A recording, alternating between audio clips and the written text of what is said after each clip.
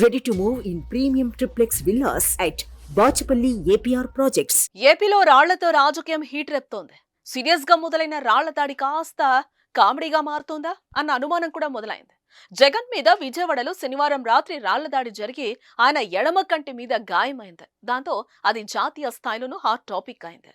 చంద్రబాబు, జనసేనతో సహా ప్రతిపక్షాలు రియాక్ట్ అయ్యాయి.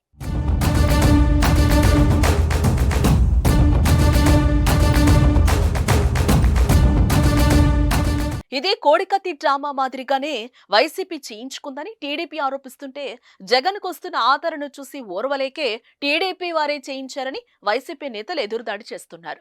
ముఖ్యమంత్రి మీద రాళ్ల దాడి అన్నది ఈసీ స్థాయిలో కూడా సీరియస్ మ్యాటర్ అయింది. జగన్ మీద రాళ్ల దాడి జరిగింది, ఇది మంచిది కాదు అంతా అనుకుంటూ ఖండిస్తున్న టైంలో తెనాలి సభలో పవన్ కళ్యాణ్ మీద ఆగంతకుడు రాయితో దాడి చేశాడు అన్న వార్తలొచ్చాయి. విశాఖ జిల్లా పర్యటనలో ఉన్న టీడీపీ అధినేత చంద్రబాబు వాహనం మీద వెనక నుంచి ఎవరో ఆగంతకుడు రాయి విసిరాడు అని మరో ప్రచారం సాగింది. ఇలా ఒక్కరోజు తేడాతో ముగ్గురు నేతల మీద రాళ్ల దాడులు జరిగాయి. అసలు ఎందుకు ఇలా జరుగుతోంది అంటే, ఏపీ రాజకీయాల్లో ప్రత్యర్థులుగా చూడటం లేదు, శత్రువుల కంటే ఘోరంగా చూస్తున్నారు, కసి పెంచుకుంటున్నారు, ఒకరి మీద ఒకరు కోపం పెంచుకుంటూ మాట్లాడుతున్నారు. పాతాళానికి తొక్కేస్తాను అని ఒక నేత అంటాడు, చెప్పు తీసి కొడతానని ఇంకో నేత అంటారు, వెంటపడి మరీ కొడతామని, ఇంట్లోకొచ్చి కొడతామని కూడా నేతలు అంటుంటున్నారు. దీనివల్ల అమాయకంగా ఉండే క్యాడర్కి ఏం తెలుసు?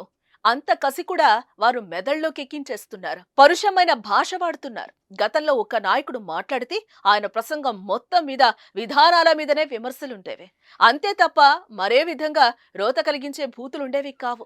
మీ పాలనలో ఈ పని చేయలేదు, మీరు ఈ మాట చెప్పి తప్పారు అని సున్నితంగానే విమర్శలు చేసేవారు. అందులో చలోక్తులుండేవి, హాస్యాన్ని వ్యంగ్యాన్ని జోడించి విమర్శలు చేసేవారు.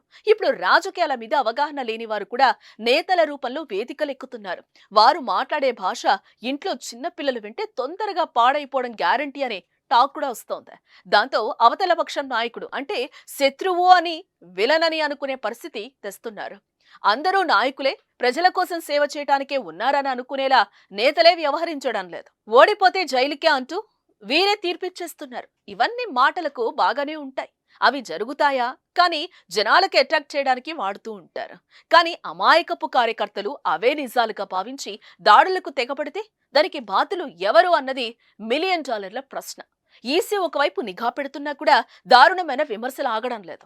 అలాంటిది నిరంతరం విమర్శలు దారుణంగా చేసుకుంటూ, ఒకరి మీద ఒకరికి గౌరవం లేకుండా చేసుకుంటూ కార్యకర్తల మధ్య యుద్ధానికి ప్రేరేపిస్తున్నారు. ఇక కార్యకర్తల సంగతి పక్కన పెడితే, సంఘ వ్యతిరేక శక్తులకు ఇలాంటివి అనుకూలంగా మారే ప్రమాదం పొంచి ఉంది. వారు ఎప్పుడూ అవకాశాల కోసం చూస్తారు. అశాంతిగా సమాజాన్ని మారిస్తే కనుక అది చివరికి ఎన్నో ప్రమాదాలకు కారణమవుతుంది. ఇప్పటికైనా నాయకులు తమ భాష మార్చుకోవాలి, ప్రజాస్వామ్యయుతంగా రాజకీయాలు చేయాలి. లేకపోతే రాళ్ల దాడులే కాదు, ఇంకా పెద్ద పెద్ద ప్రమాదాలైనా జరుగుతాయని ప్రజాస్వామ్య హితులు సూచిస్తున్నారు. ఇంతకీ ఆగంతకులు రాయితో దాడంటున్నారు, ఆ ఆగంతకులు ఎవరు? మనమే అంటే ప్రజలే, మనలోనే ఒక వ్యక్తి. అలా దాడి చేసి సంఘ విద్రోహ శక్తుల కోటాలో కలవడం కన్నా బాధ్యత గల మనిషిగా మారడం గౌరవనీయం కాదా? చీకట్లో రాయి విసిరే కన్నా వెలుగులో ఓటు వేయడం మిన్న. ప్రజలు తమ నేతల మాటలకు రెచ్చిపోకుండా సంయమనం పాటించాలి. రాయి కంటే బలమైన ఆయుధం ఓటు అని గుర్తించాలి. నచ్చని నేతకు ఓటుతోనే సమాధానం చెప్పాలి. అప్పుడే నేతలకు సరైన బుద్ధి చెప్పిన వారవుతారు. జై హింద్.